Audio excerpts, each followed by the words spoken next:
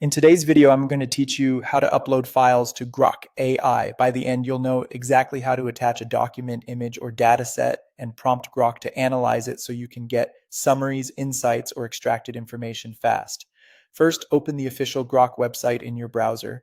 Give the page a moment to load so all the interactive elements appear. You should see the main chat interface front and center. This is where you'll be chatting with Grok and where file uploads happen. Next, move your cursor to the chat message box at the bottom of the screen. This is the text field where you normally type your prompts. We're going to use the controls right next to that box to attach your file. Look for the small plus icon beside the text bar. Click it to open the attachment menu.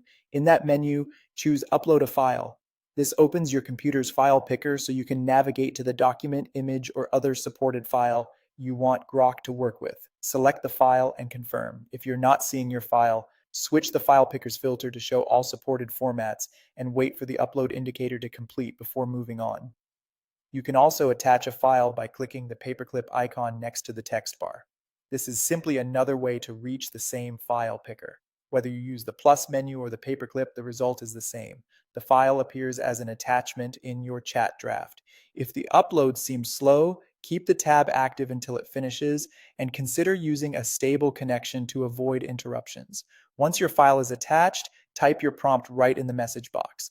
Be clear about what you want Grok to do with the file. For example, you might say summarize the key points, extract all dates and totals into a list, or analyze section 3 for action items. The more specific you are about the output format, the better the results. If helpful, reference the file by name in your prompt so the context is unmistakable. Before you send, quickly scan the attachment preview to make sure you attach the correct file and that it's the latest version. If you're working with sensitive content, consider redacting private details before uploading. When everything looks good, send your message and let Grok process the attachment. You'll see a response that reflects your instructions, and you can follow up with clarifying questions to refine the output.